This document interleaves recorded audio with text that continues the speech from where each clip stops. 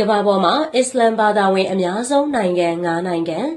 ပရိသတ်များအားလုံးပဲမင်္ဂလာပါရှင်ဒီကနေ့တင်ဆက်ပေးသွားချင်တာကတော့ကမ္ဘာကိုယ်ွယ်ယုံကြည်မှုအများဆုံးဘာသာကြီး၄ခုတွေကမှ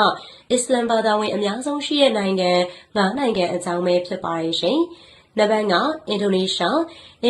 ဟာကမ္ဘာအစ္စလမ်ဘာသာဝင်အများဆုံးနိုင်ငံတွေကတနိုင်ငံဖြစ်ပြီးတော့လူဦးရေတန်ပေါင်း290အနက်86ရာခိုင်နှုန်းခန့်ကအစ္စလမ်ဘာသာဝင်တွေဖြစ်ကြပါတယ်။အင်ဒိုနီးရှားနိုင်ငံရဲ့သမိုင်းတစ်လျှောက်သူတို့ရဲ့သဘာဝအရင်းမြစ်တွေကိုမျက်စိကြားတဲ့နိုင်ငံရဲ့ခြားအင်အားကြီးနိုင်ငံတို့ရဲ့လွှမ်းမိုးမှုတွေကိုလည်းခံခဲ့ရပါတယ်။မွတ်စလင်ကုန်သည်တွေနဲ့ဆူဖီပညာရှင်တွေကအစ္စလမ်ဘာသာကိုအင်ဒိုနီးရှားနိုင်ငံစီကိုယူဆောင်လာခဲ့ကြပြီးဥရောပတိုက်သားတို့ကလည်းခရစ်ယာန်ဘာသာကိုယူဆောင်လာခဲ့ကြကနယ်မြေသစ်စူးစမ်းရှာဖွေတဲ့ခေတ်ကာလအတွင်းဟင်းခတ်အမွေးကြိုင်ကျွန်းတွေဖြစ်ကြတဲ့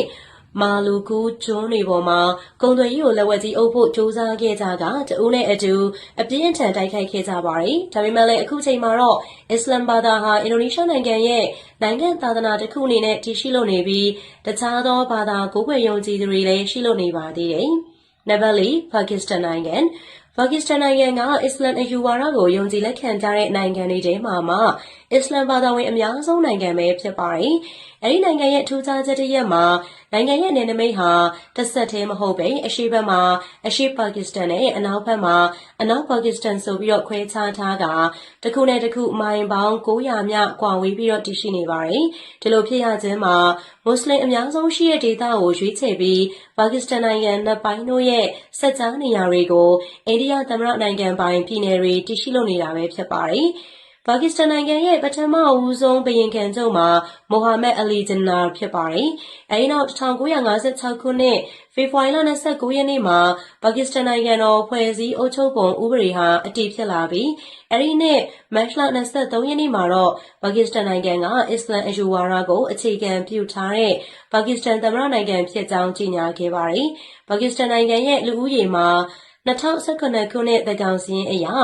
212သန်းကျော်ရှိပြီးတော့လူဦးရေရဲ့96ရာခိုင်နှုန်းခန့်ဟာမွတ်စလင်တွေဖြစ်ကြပါတယ်။နံပါတ်3တူရကီနိုင်ငံရဲ့အစ္စလမ်ဘာသာကိုကိုယ်ွယ်ယုံကြည်မှုကနိုင်ငံရဲ့အလွန်အရေးပါတဲ့ဘာသာရေးနဲ့ယဉ်ကျေးမှုဆိုင်ရာအချက်တစ်ခုဖြစ်ပါတယ်။တူရကီနိုင်ငံကအစဉ်အလာနဲ့ဘာသာရေးခိုင်မာမှုတွေနဲ့လူမှုရေးတည်ငြိမ်မှုကိုထိန်းသိမ်းထားနိုင်ခဲ့တဲ့နိုင်ငံတစ်ခုပဲဖြစ်ပါတယ်။တူရကီရဲ့လူဦးရေ90ရာခိုင်နှုန်းကျော်ဟာအစ္စလမ်ဘာသာကိုကိုးကွယ်ကြပြီးအများစုကဆွန်နီမွတ်စလင်တွေဖြစ်ကြပါတယ်။ရှီရာမွတ်စလင်တွေလည်းရှိပါတယ်။အစ္စလမ်ဘာသာဟာတူရကီနိုင်ငံရဲ့ဘာသာရေးယဉ်ကျေးမှုနဲ့နိုင်ငံရေးသမိုင်းတစ်လျှောက်မှာအရေးပါတဲ့အခန်းကဏ္ဍတစ်ခုအနေနဲ့ပါဝင်လျက်ရှိပါတယ်။တူရကီကအစိုးရနဲ့ဘာသာရေးကိုသီးသန့်ခွဲခြားထားတဲ့နိုင်ငံတစ်နိုင်ငံပဲဖြစ်ပါတယ်။ဒါပေမဲ့လည်းအစိုးရအဖွဲ့အစည်းတွေက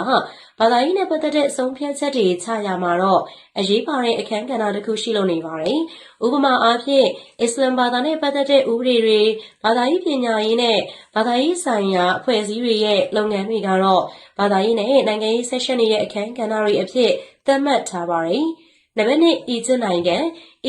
ကတော့တမန်ကျမ်းစာအရဂိုဒရော့ပြည်က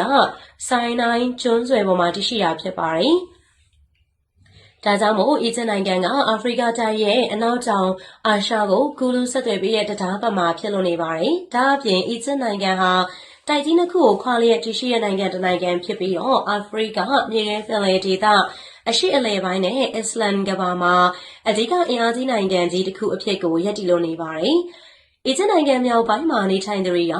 အသားလက်ကျပေမဲ့လည်းတောင်ပိုင်းမှာနေထိုင်သူတွေကတော့အသားညိုသူများကြပါတယ်။သူတို့ကရိုးသားဖော်ရွေပြီးတော့ညံစွမ်းညံစားထက်မြက်ပြီးပျော်ပျော်ရွှင်ရွှင်နေတဲ့ကြသူတွေဖြစ်ကြပါတယ်။သူတို့ကရှေးအီဂျစ်လူမျိုးတို့ရဲ့အဆက်အနွယ်တွေဖြစ်ကြတယ်လို့လည်းဆိုပါတယ်။အစ္စလမ်အယူဝါဒတွေဖြစ်ကြပြီးတော့အယူဝါဒပိုင်းမှာတော့ဘာသာတရားကိုအလွန်ကိုင်းဆိုင်ယိုသေးကြသူတွေလည်းဖြစ်ပြီးတော့ဘာသာစကားပိုင်းမှာတော့အာရေဗစ်ဘာသာစကားကိုအသုံးပြုကြတာလည်းဖြစ်ပါတယ်။နံပါတ်1ဆော်ဒီအာရေဗျနိုင်ငံကို Abdul Aziz bin Saud က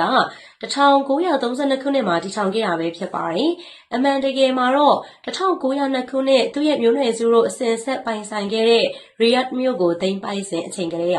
နိုင်ငံထူထောင်ခြင်းကိုစတင်ခဲ့တာပဲဖြစ်ပါတယ်။ Saudi နိုင်ငံကိုအထွတ်အမြတ်ဗလီ2 ခုရှိရာနိုင်ငံဆိုပြီးတော့လည်းတခါတရံရည်ညွှန်းခေါ်ဆိုလေးရှိကြပါတယ်။အဲ့ဒါကတော့အစ္စလမ်ဘာသာအထွတ်အမြတ်နေရာ2 ခုဖြစ်တဲ့မက္ကာနဲ့မက်ဒီနာကိုရည်ညွှန်းခြင်းပဲဖြစ်ပါတယ်။ဗီဒီယိုလေးအဆုံးထိလိုက်ပါကြည့်ရှုပေးတဲ့အတွက်အားလုံးကိုကျေးဇူးများတင်ပါတယ်။နောက်နေ့ရက်တင်ဆက်မှုတွေမှာလည်းပြန်လည်ဆုံတွေ့ကြပါစို့ရှင်။